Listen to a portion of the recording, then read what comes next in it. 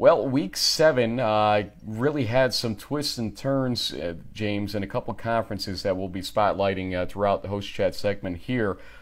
Needless to say, we get a little clarity in some conferences and less clarity in others, and that's the interesting thing. Let's start with New England again, like we did last week, but roll through these. But we're going to see some interesting situations. Again, we will add the standings on the pages as well, so that you can see what those standings are and kind of key in on teams that are kind of in the running at this point.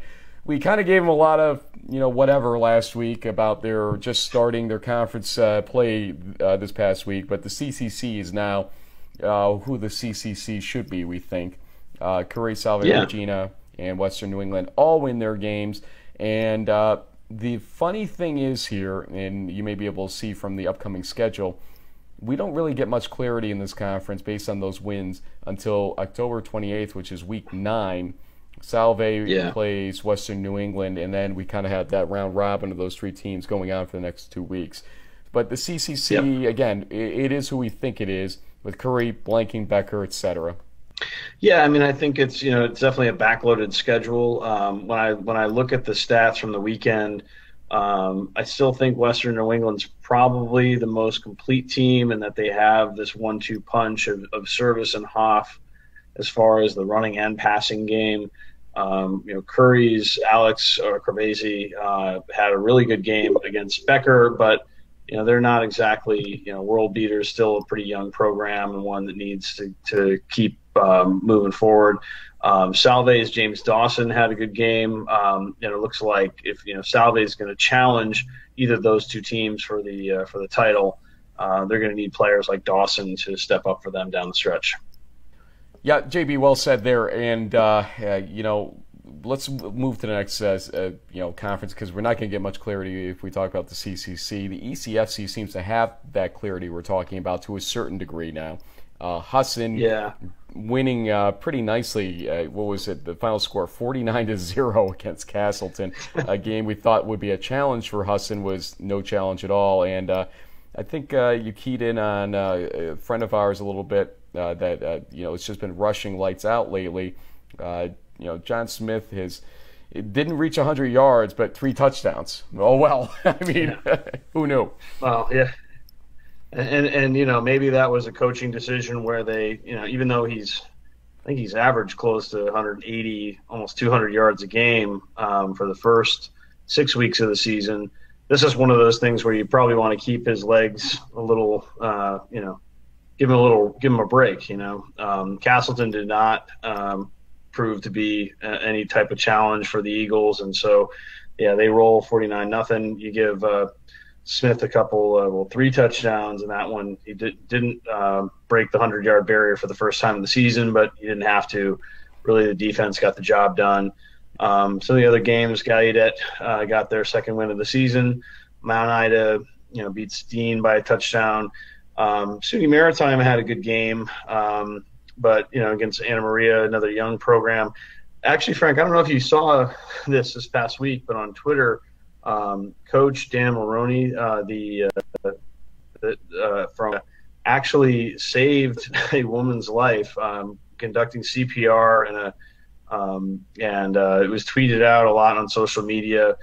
So congratulations to him, and thanks to him for sort of being the proverbial Johnny on the spot and saving this woman's life. One thing, James, just so you kind of got cut off there for a second, but the school was, and the coach again was? Anna Maria College, and Coach Dan Mulrooney, I believe. Nice job, Coach. Hey, one thing I want to say about the ECFC before we do, Husson takes on Gallaudet next week on Saturday, and that's an interesting situation brewing there, because remember, they've beaten Maritime, they've beaten Castleton, so if they beat Gallaudet and if Mount Ida loses to SUNY Maritime, essentially Husson has a game-in-hand lead at that point, because they've beaten everybody at the 1-loss level. They would have to lose twice for somebody else to win the ECFC with 4 games played, if they win.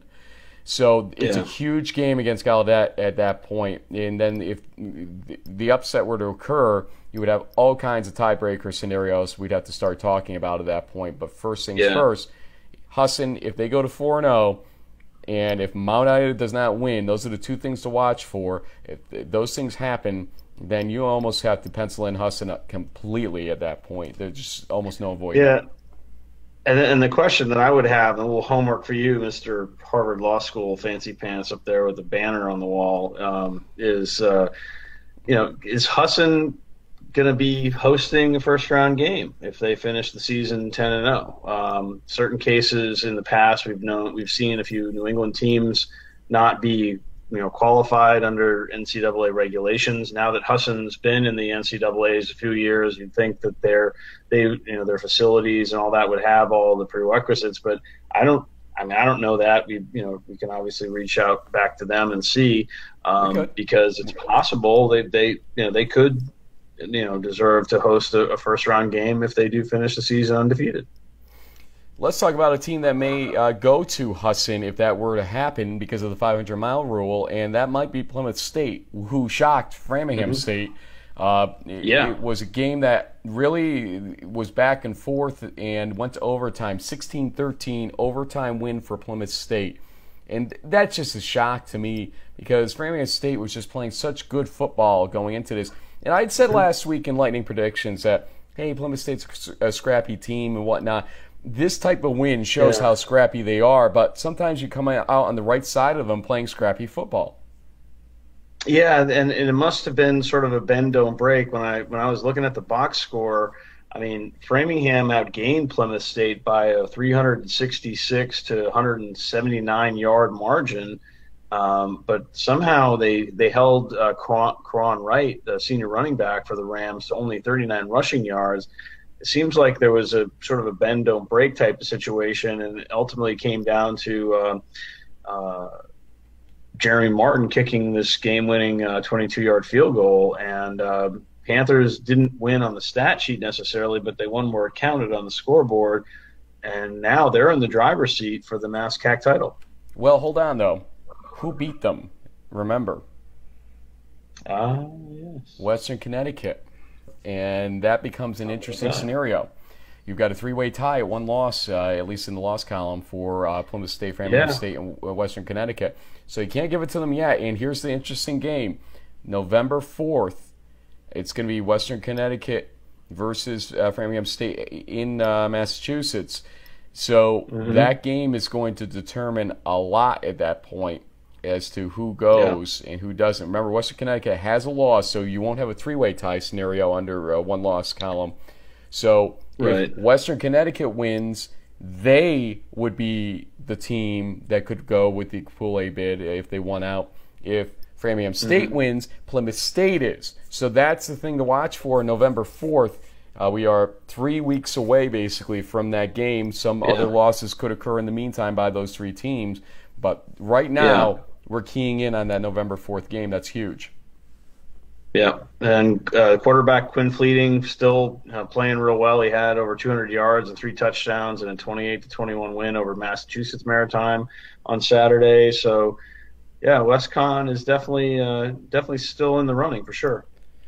Let's go over to the new MAC, and if you haven't seen it already, we may be popping up actually after this. We'll see what order we put them up in, but I was out at the Merchant Marine game against Springfield. It was my game of the week because of the Pool B and C implications, and I've written extensively about that, so I'm not going to bore folks about that, but beyond saying that you sort of need a team like Springfield to go 10-0 to take away a Pool B bid from Hardin-Simmons at 9-1 if they finish at that point down in Texas. Yep. And then the question becomes, if they don't get that Pool B bid, how do they fare in Pool C when you pull together a lot broader group of resumes that have really good numbers on them with only 5 slots to give out in that. So something to watch for, but we've kind of given away the idea that Springfield beat Merchant Marine, and by a pretty wide margin ultimately. It didn't start out that way. We talk more about that game in or on the road segment. I was out there, as I said, so go to that for that. But MIT continuing to win is another thing that, you know, they didn't play this week, but they're keeping pace at 3-0, Springfield 4-0, and ultimately it's a 7-game season. Springfield coming up, Catholic, and then a week off, then Maine Maritime, and the MIT game. MIT has Coast Guard at Coast Guard's homecoming coming up. That's an interesting game. Well, that could be a trap game through and through.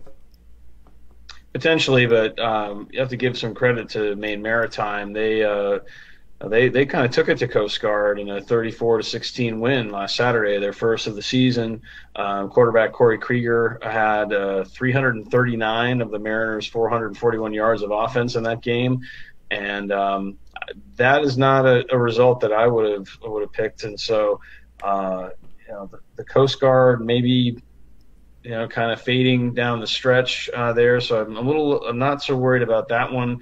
But the other matchups you mentioned, I mean, Catholic is definitely not an easy out by any stretch. They've won some games this season, and they have a pretty dynamic offense and a good defense. So we'll see how it goes. Yeah, this is going to play out interestingly, but right now we're keying in on the fact that both MIT and Springfield are lossless right now, or undefeated, and right, at least in conference, and that's the thing to watch. Remember, MIT does have a loss in the out-of-conference schedule, so they would finish 9-1 if they won out the rest of their league games, and that's an important problem. 9-1 MIT probably does not beat Hardin-Simmons. In fact, I'll go a step further. They will not beat Hardin-Simmons at 9-1 if it comes to that. And I don't know how they fare in Pool C at that point. One of those situations where a conference with more than 7 teams or more than 6 teams might not get a bid if that were to happen. Yeah.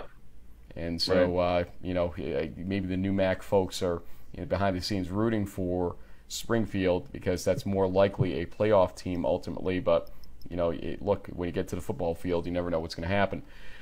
Mm-hmm. Lack of clarity you ask for? Well, here's a conference that's got no clarity whatsoever at this point, except for the fact that Union is leading the Liberty League. Now, they've gotten a great draw. There's no doubt about this. Their first 2 teams were St. Lawrence. They take out Sean Richardson, I like, on the first play from scrimmage for St. Lawrence 2 games ago. Mm-hmm. And then Rochester, who's obviously having a rough season, no doubt about that. They're 2-4, but the 2 wins are not exactly against world beaters. So you look at the rest of the 6 teams. Ithaca, Hobart, RPI, you could make it one big word right now, smashed together, because they've gone into that merry-go-round, beat each other scenario. And they've got to look to each other right now, a 3-way tie. They've got to look to each other and say, beat Union, and beat Union. Because breaking that 3-way tie up would give more clarity to the situation. We would know who the leader is if that were to not happen or whatever. But Union right now, 2-0, has to face each of those 3 teams. But again, Ithaca has only 1 game left, and that is against Union in the conference because of the way that schedule falls. Right. And that's in Week 10. Hobart, RPI, let's see. Ithaca beat Hobart, and then Hobart beat RPI, and then RPI beat Ithaca. Yep. That's how it worked. Yeah. Mm-hmm. So now Union's got to play all 3. Yeah. Where does this go? The Engineers did actually surprise the Bombers by a 27-14 score this weekend. They forced 5 turnovers at their homecoming, including 4 interceptions, scoring 4 touchdowns in the fourth quarter. The last one sort of being on a fluky, fumble in the end zone kind of thing.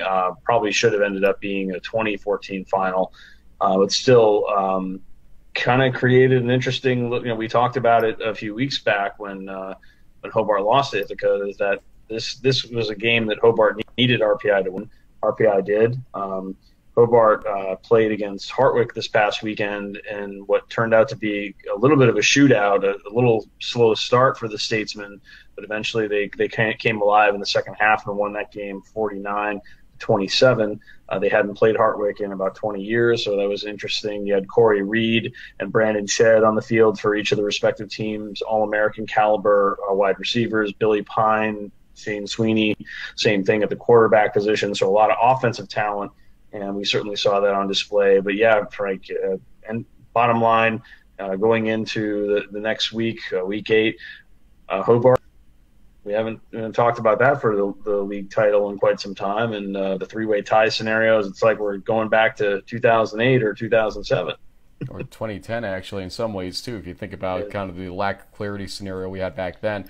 But it was 28-27 at one point in that Hartwick-Hobart game, if I remember correctly. It was a one-point game for a little while, and then they finally pulled away. But a lot of yardage in that game once again. Empire 8. You made a comment to me when we were prepping for this segment about Joe Germinario, and if he doesn't get All-America consideration, nobody should. He was our first player guest, and we were ahead of the curve on that this season. He has been lights out, both in the air and on the ground as a quarterback, and they just continue winning. And this time they beat Morrisville State 48-7, an expected result, no doubt about it. But I mean, come on. Brockport is just looking so strong, and with 288 yards and 3 touchdowns passing for Germinario, only 2 rushing TDs too. That's 5. He scored 5 touchdowns on Saturday, and that's like every week he's scoring like 4 to 6 touchdowns every week. I mean, the kid is on 10 fire. yards on the ground, but 2 touchdowns. That's like the John Smith 95 yards, 3 touchdowns situation where you're like, oh, that's all the yards you got, and then you look at the touchdown column. It's like, wow, okay, we get it. But Joe Germinario is leading that team, and with Alfred losing, and there's a shock for a lot of people. But you know what? You and I talked about this. Cortland was capable of doing it. We knew that, and they did it. Yeah, they did. It was a very exciting comeback for the Red Dragons. Their running back Johnny Atkins scored on a 1-yard run with 2:45 remaining to tie the game, and that pushed it into overtime. William Holscher kicked a 20-yard field goal to give them the 2017 advantage, and then obviously Alfred had the opportunity to respond. And ultimately it came down to a defensive back, Desmond Hunter, intercepting Alfred quarterback Casey Boston at the very end there to give the Dragons the upset victory and knocked Alfred out of the top 25. They went from, I think, 17th to out. And Brockport now is really in the driver's seat as far as the Empire 8 is concerned. They moved up to number, I think, 12 in the latest D3Football.com top 25. Kind of low for an undefeated Empire 8 leading team this late in the season, but it's been one of those seasons, I guess. It looks like for all intents and purposes, Brockport is really the class of the Empire 8. Well, but Cortland now roots for Alfred on November 4th. Does this sound familiar by any chance? Because you create a 3-way tie that way. If Cortland Alfred were to beat Cortland, then you would have that 3-way merry-go-round tie situation. Don't forget that Alfred beat Brockport. Yeah. If Alfred, what I say, Alfred beating Brockport would cause the 3-way tie scenario. Sorry, if I said it else, how I apologize. Sorry to cause panic among the masses. One of these 3-way ties, it's like, okay, we'll pick this one. Yeah, and then we'll talk about what that tiebreaker is in each conference if we really get down to it. But first things first, I believe Empire 8 uses, in a 3-way tie scenario, the best team in the strength of schedule numbers, ultimately. I think that's how they do it, if I remember correctly, but we'll verify that. Don't go to the bank on that one yet, folks. But, again, 6-0 Brockport, 4-0 in the league. They're the ones to beat right now. By the way, Buffalo State comes back down 2 touchdowns on St. Lawrence. And also, wanted to call out one other. St. John Fisher, 5 overtime win to get their first win of the season. The first win against Utica, 39-36. What a game there. And congratulations to Coach Vosberg and Fisher. Long time coming this season. I know you're the butt of a lot of jokes right now and concerns and questions, but the fact is you got the win finally. And, you are not an easy out on anybody's schedule. We knew this. So I have a feeling it's not their last win this season, JB.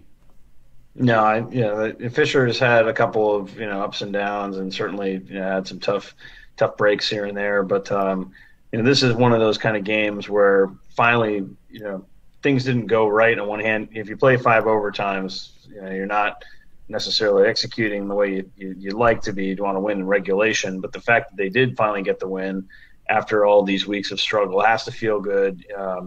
Shout out to their running back, James Chambers, who had 123 yards and scored the winning touchdown in OT. It was the second of the game. He's obviously been a solid player for the Cardinals all season.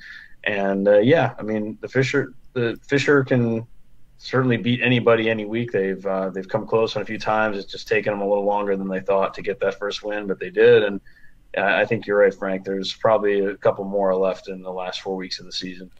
We're going to move a little quicker through our last two conferences before the NESCAC here, and the NJAC is one that's kind of going to script right now, at least, in terms of what we talked about last week. Wesley continuing their winning ways. It was not much of a contest against Kane, 29-9, but they scored 22 in the second quarter to kind of put that one away. Salisbury, 28-10 over Montclair State. They both remain undefeated in the conference, both at 5-1 overall. The two backloaded games that we have to watch out for here. Week 10, it's Wesley Salisbury, and Week 11, it's Salisbury Frostburg. And those seem to be the only three teams that are really in contention right now, because undefeated, one loss, and then everybody else's two losses or worse. So that's what you got to look forward to there. Anything else jumping out at you? Any performances you saw? TCNJ beating Rowan was a shock, I should actually point out. Yeah, the TCNJ with that 2014 win, their quarterback Trevor Osler passed for 340 yards and 3 touchdowns in that one. I thought the Profs defense was better than that. You got to give credit to TCNJ. It's a good win for their program. But yeah, nothing else really. Kind of the teams that you thought would win would. Frostburg bounced back. Connor Cox looked good in his 59-7 win over William Patterson. He passed for almost 300 yards, 4 touchdowns. So they're back on the rise, I believe. I think they moved up a couple of spots now. They're 16th in the top 25 after kind of dropping down after their loss to Wesley there. So still plenty of competitive teams there in the NJAC. It'll be interesting to see how it pans out. So another team that's rooting for a three-way tie scenario is in the MAC, as Delaware Valley just keeps on rolling. They're not the ones hoping for that three-way tie scenario. They won 49-14 against Kings and really limited Kings. I believe our former guest may have had something to do with that. If you read the stats, just a thought there. If you don't know who we're talking about, look back on our old videos and maybe you'll see who we're talking about at that point in time. Yeah. Not to name Mr. Miller, ultimately Del Val racked up 630 something yards. Deshaun Darden passed for 377, 4 touchdowns. Running back Devontae Ellis added 131 yards and 2 scores. They're now up to number 9, which I still think is too low for Del Val from a national perspective. They are not getting the respect they deserve, and hopefully they'll prove that come playoff time. We'll see. Otherwise, Widener-Lyco was a game that we had talked about in the Lightning predictions that ended up being a 31-17 win for the Pride, and the defense really stepped up, holding the Warriors to 42 rushing yards and 3 interceptions. So, like you said several times now, the broken record keeps coming here. That Week 11 game between Widener and Del Val may end up being the de facto title. Albright beating Widener in that 9-7 game plays a big role right now in what I'm about to say, because again, the three-way tie scenario could occur if Widener was somehow to shock Del Val and Albright continues to win and the other two as well. You could end up with the one-loss merry-go-round tie situation. I do not know what it is in the MAC. I've never actually heard of it in the MAC, what their tiebreaker is, so we'd have to check. Have to talk to Gordon. Actually, Gordon probably does have it. Gordon Mann, who does the play-by-play for Delaware Valley's home games. We will check on that, but the answer will come up later. Let's see if it pans out that way. But we're going to point out to you how that tie can happen, which is everybody wins their games they're supposed to win that they have to play still. But basically, Albright has lost to Delaware Valley but beaten Widener. It's the only thing left in that scenario right now is Del Val versus Widener in Week 11. Widener wins, we could have a three-way tie. Del Val wins, lights out. If Widener loses between now and then, it's pretty much Del Val's conference. They'd have to lose twice for it not to be theirs. And we're getting a little ahead of ourselves here, Frank. But right now, it's looking like we could have a potential 10-0 Brockport team in the top 10, a potential Delaware Valley team that's 10-0 and in the top 10. Springfield in the top 25 could be 10-0. We haven't had an East Region triumvirate in a long time like that. Years. Yeah, we're talking many years. It's been a while, and that would create some interesting pairings, potential matchups, especially for other teams throughout New York State and maybe Upper New England and so on. You may see teams shipped who knows where. 5 years ago, Hobart ended up being bracketed with St. Thomas on the West region. And maybe that happens if they end up winning the Liberty League, and because you have so many New England teams, or maybe teams get scattered around. Shenandoah all of a sudden is starting to run the table down in the ODAC. And there's a lot of different permutations of where this could go. It'll be interesting to see how it plays out. But I think to wrap things up, Frank, we were going to talk a little bit about those small Ivies.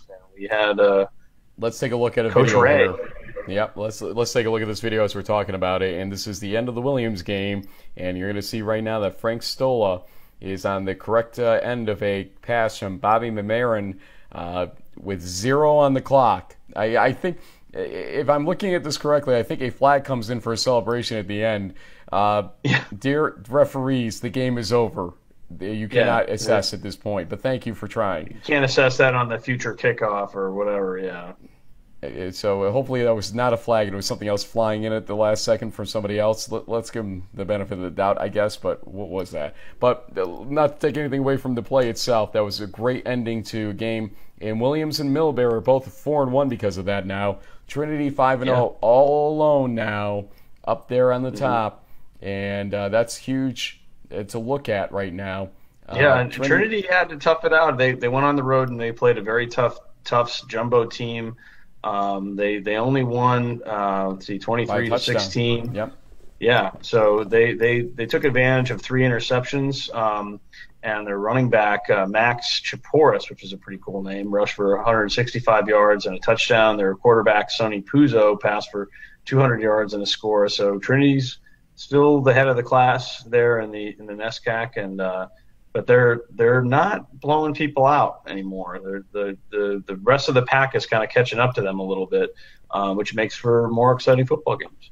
There are 2 big games that we have to spot, though, coming up. On October 28th, they're playing Middlebury at Middlebury, and that's important for Middlebury to bounce back in. And then on November 11th against Wesleyan, or Wesleyan, I should say. The pronunciation changes when it's that school, which is true. Unfortunately, pronunciation 101 is what we have to go through in Division III. It's not Buena Vista, for instance. It's like Buena. I can't even get it right when I'm trying to. So Buena Vista is what it actually is in reality for the school. So D3 has his own pronunciation key, folks.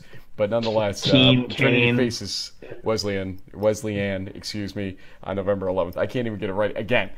So let's get out of here. This has been about a half an hour, but any parting shots at this point that you want to talk about? I think the on the road segment was great. Obviously Pride is a repeat offender guest on the show, but they deserve it. Their record speaks for itself. There's only 3 other teams in the country right now that sport that 7-0 mark. They have done really well. Jake and Jordan are great student athlete players. Coach Mike Sarsillo has done a fantastic job with that program, which a couple of years ago was only like a 500 team in the Liberty League, and now they're basically 3 games away from going back to the playoffs for the first time in 10, 12 years. I think was it. Well, there's one thing I want to bring up. If you haven't watched the interview yet, do so, because we asked the question, hey, the new MAC gets no respect, and it matters this year, national respect, when you're in Pool B and Pool C contention only. What do you have to say about that? And he answers that. Doesn't pan another conference, but he talks about the new MAC itself, and I think it's worth noting that answer to that question. It's not just coach speak at that point, so you'll want to see that. Yeah. And he also roasts me for being wrong, so that's always fun too. We're also trying to track down a former guest of the show, Coach Jerry Bowles of Buffalo State. Did come out officially this past week that Buffalo State will be the next member as an associate for the Liberty League, which keeps that conference intact. And obviously they had a big win coming back to beat St. Lawrence. They're still in the mix of the Empire 8 a little bit, but they're 4-2 on the season, certainly doing well. And we'll talk to him about how that decision came together, the game against St. Lawrence, and kind of what the whole Buffalo State realignment means to upstate New York football and in general. And later in the week, we're going to try to get our old co-host Eric Wren on to talk about the RPI game against Ithaca to give us some insight while we're doing lightning picks, because maybe he can help us with our picks actually going forward on that show. But he can tell us what to look for with the RPI matchup coming up this weekend, the Ithaca matchup, having seen those teams first person this weekend. So Eric will always add a little bit of color to this show, that's for sure. It's a half hour officially now, so let's get out of here, folks. Thanks for watching this. But we are at that point in the season where it's worth noting what the playoff races look like, and we have a lot of confusion going on in most of the conferences, as you saw, or at least a lot of open questions at the very least. So until later, thanks for joining us, and watch our Facebook page. Share this, like this, and all the rest. Bye-bye.